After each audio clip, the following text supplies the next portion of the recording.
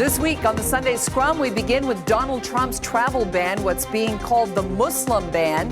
No immigrants from Syria, Iran, Iraq, Libya, Yemen, Sudan, or Somalia. We are seeing protests and chaos at airports throughout the United States, outrage on this side of the border as well, and our political leaders are sorting out what this means for Canadians. We've now been told that Canadian dual citizens are not included in the ban if they're traveling on Canadian passports. But the situation has prompted Canada's Prime Minister to say this, a statement that is making headlines around the world. To those fleeing persecution, terror, and war, Canadians will welcome you regardless of your faith. Diversity is our strength. Welcome to Canada. Let's begin there today. Joining me, freelance columnist Susan Riley, John Ibbotson of the Globe and Mail, and Katie O'Malley of the Ottawa Citizen. They are all in Ottawa today. All right, John, let me begin with you. What do you make of this move by the U.S., first of all? It's outrageous. It is the worst abrogation of the rule of law that I have seen, certainly in my lifetime, by an American president. Executive orders, as far back as we can go, have been carefully crafted over a matter of weeks and more often months, with all of the relevant departments consulted, with the Justice Department lawyers brought in, so that the thing is as legally airtight as it can be. But this week, he has been signing not only this order, but a raft of others that appear to have just been written by Steve Bannon in the White House and a few other guys. Whether it ever got legally vetted or not seems to be, well, it could never have been properly legally vetted in such a short period of time, which is why, in this particular case, judges are overturning it as soon as lawyers can get in front of them. And a couple of things on that. He's now sitting on the NSA, and we're not even sure how the government is reacting to these judges' orders, which are coming down as we speak. Katie, what's your reaction to what you're seeing in the United States? Well, not to overuse the word, but I think chaos and chaotic is actually pretty descriptive. It is an astonishingly, it's sort of a major policy decision, leaving aside the rights and the wrongs and the legality just for a second. Even if everything were airtight, this is not the kind of thing you would do overnight. You wouldn't do it on a Friday in advance of a weekend. There has to be notice. There has to be. It really doesn't sound as though anyone, including the State Department, Homeland Security, Border Security, no one seemed to understand exactly how this policy worked. And that's why you had all of this conflicting information. Airlines are having to kind of react based on what they read on Twitter and how they kind of maybe sort of interpret the rule. It's just, even if you agreed with the policy, it's hard to imagine a worse way to roll it out. It's just counterproductive and a terrible idea. Susan, what do you think? I think that if Trump's goal was to drive recruitment for ISIS, he's probably going to succeed. In fact, that's a point that was made by the Iranian foreign minister as well. It just essentially feeds into the myth among radical extremists that the infidels are out to crush Islam. That everybody from the West is an enemy of Islam, and it's just profoundly troubling and worrying, and it's certainly not going to make America safer. Okay, I'm curious why these countries and why not others like Saudi Arabia or Afghanistan or Pakistan. Is that a legitimate question to ask why these 7 countries and not the others? Katie? Yeah, I do think so. I mean, we have heard the explanation, which actually does make some sense. Generally speaking, a country's intelligence service and their foreign affairs department will provide a list to the administration if asked, saying, okay, here are some of the hot spots. These are probably places you want to look at. That doesn't necessarily mean this list of countries was put together as sort of the master list, no additions, no subtractions necessary to kind of, again, roll out a policy like this. But I gather that, and this is another evidence to me that this really wasn't thought through all that carefully. If they were serious about this and they really wanted to sort of take a hard look at where the danger points were, why would they just use a list provided to the Obama administration? Why wouldn't they come up with their own intelligence and their own sort of analysis? So again, it really seems to me as though no thought was put into this at all, and that's yet another sort of evidence why they just grabbed the first list of countries that included some of the ones that they wanted to target and decided to make that the starting point rather than actually look at the sort of risks and benefits and who should and shouldn't be on the list. Yeah, it also ignores the fact that a lot of, so-called or, terrorist-linked incidents within the U.S. have been conducted by people who were born in the U.S. They may have come from an immigrant background, but it doesn't do anything to address that issue. Not to mention, the young white men who have conducted many mass shootings over the past decade. So this is really, it can't in any logical way be said to be aimed at keeping Americans safer. I mean, that's the rhetoric, but it's just not an intelligent way to do that if that is really your goal.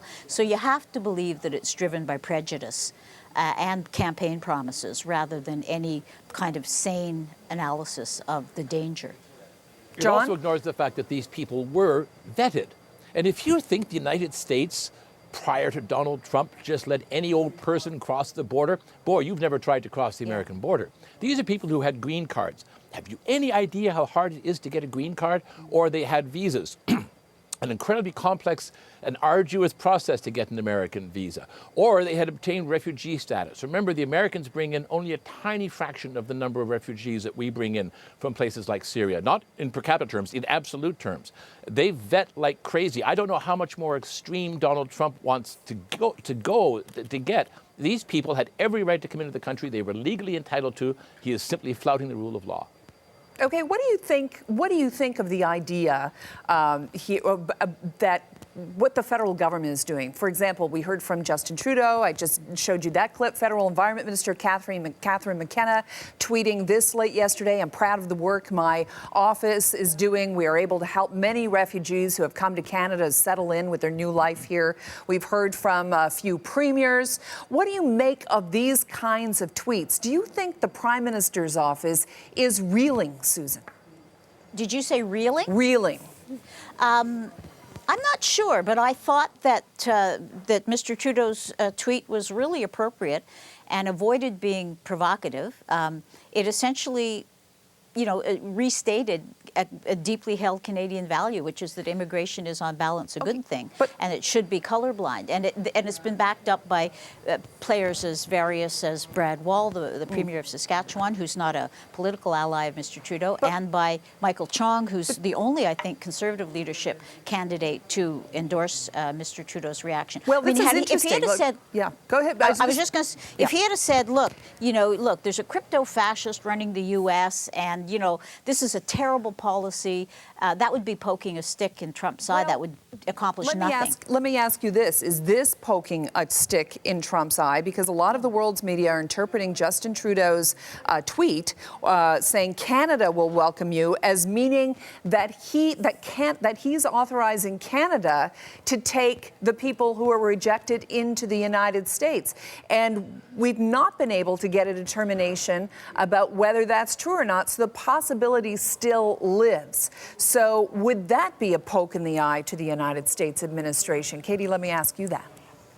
You know what? At this point, I think we almost have to start imagining how the Trump administration is going to take anything, because it's pretty clear it is just spinning like a crazy top and doing its own thing. From the Canadian government perspective and working with the provinces and the cities, and I'll cut them a little bit of slack only because this news came out sort of all of a sudden over a weekend. I'll give them 24 to 48 hours to actually figure out, is there some sort of, practical way Canada can step in here? What would the logistics be involved in sort of offering up this sanctuary to stranded travelers? That's something that I think those are the conversations that the Prime Minister's office is going to be having, or should already be having, with these premiers, with these city leaders, with basically anyone who has a governing role in this. Honestly, and I know that, people will be horrified at this reaction, but at a certain point, they've just got to kind of ignore what Donald Trump is doing and saying, and just kind of do what makes sense for Canada, because it's become pretty obvious. You can't predict what the President of the United States is going to do. You can't predict on any sort of meaningful way. So Canada has to kind of start operating based on what makes sense for Canada and what sort of is consistent with our values and the way we approach things, and not just look at everything in that paradigm of, but what will Donald Trump think? But we have to be very careful. We have to be very careful here, though. And I hate to say this because I welcome the bipartisan consensus that we have in Canada on the importance of immigration and on the importance of refugees. I had a column about it in the Globe on Saturday. But those tweets were very carefully worded. They were saying, at this particular weekend, we just want to point out to you that Canada has very different values when it comes to welcoming refugees. There's nothing in there that suggested the Canadian government would take in the refugees that were rejected by the United States. And though I hate to say it, it would be lovely if we could, it would be extremely dangerous. We do not want at this point, especially at this point, NAFTA being negotiated and everything else, to start poking sticks, as Carol puts it, in the American eye. If Donald Trump sort of looks up and goes, hey, wait a minute, there's this country to the north of us, they like trade deals, I don't like trade deals, they like NATO, I don't like NATO, and now they're taking in the very refugees that I'm kicking out, well, I don't think I like that at all. And the consequences for that was, with this kind of president, this sort of rogue president in the White House, could be very dangerous for us. Yes, but silence would be craven. I mean, silence would be wrong. And I think he handled it artfully. I really do. I think he did basically, you know, state a Canadian value. Where's Kelly Leach, by the way? We haven't heard from her. He stated a Canadian value and left it at that. And you know, if you're going to creep around and worry about everything that Donald Trump thinks about you, you will become an enabler of a pretty ugly policy. Well, I think beyond that, you'll also be incapable of setting policy for your own country, because it's becoming pretty clear that the United States is not currently taking anything beyond the next couple of days into account when they're planning stuff. So even from a purely practical perspective, it doesn't make a lot of sense for Canada to rewrite its policy based on, you know, what the president tweeted at 3 a.m. last night. And I don't disagree with anything that was just said. All I'm saying is, if our policies, if our statements, if the Prime Minister stands up in the House of Commons and says something inflammatory, in which it looks as though we are deliberately trying to compensate for this rogue president by, you know, accelerating the intake of refugees, for example, that's the sort of provocation that could be dangerous for us. We do have to protect jobs here. We have to keep people at work. We can't let that border thicken. Okay. But he's avoided provocation extremely carefully, John. He was really peppered. Do you remember before Trump was even elected, he was asked directly, what do you think of Trump? Just last week he was asked at a press conference, do you think Trump is a misogynist? I mean, he's been very artful about dodging anything inflammatory. He has, I agree.